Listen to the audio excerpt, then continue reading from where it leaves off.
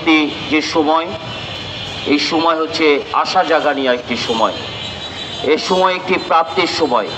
আমরা জানি যে 10ই মার্চ ফ্যামিলি কার্ড বিতরণ শুরু হবে।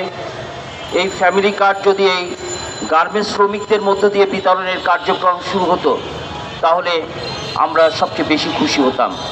আপনারা জানেন এই সরকার ক্ষমতায় এসে প্রায় 1,500 কোটি টাকা কৃষি ঋণ মাফ করেছে, কিন্তু যারা গার্মেন্টস শ্রমিক তারা কোথাও কোনো ঋণ পায় না, তাদের কোনো ঋণ নেই। তারা মাপ তো পরের কথা, ঋণ পেলে তো মাপের প্রশ্ন আসে।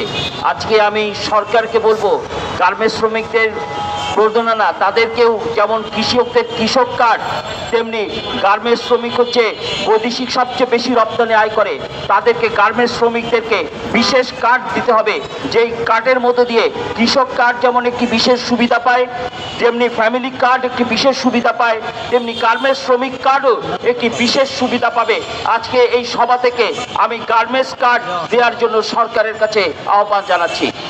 ঈদের আগে প্রতি বছরই আমরা এরকম আয়োজন করি যে ঈদের আগে আমাদের বোনাস সহ বেতন পুরোপুরি দিতে হবে, কিন্তু দেখা যায় ঈদের আগের দিন অনেক শ্রমিকরা বেতনের আশায় রাজপথ দখল করে, ওখানে পুলিশ গুলি করে, টিয়ার সেল মারে, তারা রক্তাক্ত হয়ে হাসপাতালে তাদের ঈদ পালন করে।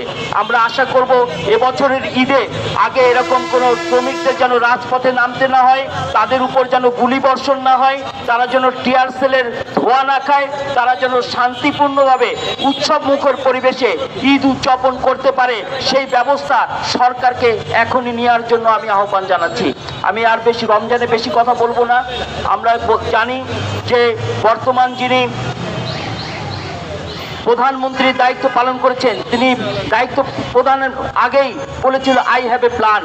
আমরা আশা করব সেই প্ল্যানের একটি অংশ এই গার্মেন্টস শ্রমিকদের জন্য তিনি প্রকাশ করবেন, এবং সেই আশা এবং সেই প্রত্যাশা রেখে আজকে আমাদের জাগো গার্মেন্টস ফাউন্ডেশনের এই আয়োজনে আজকে আমি বাহারের সুলতানকে গভীর শ্রদ্ধার সাথে স্মরণ করে আজকে আমি আমার বক্তব্য এখানেই শেষ করছি।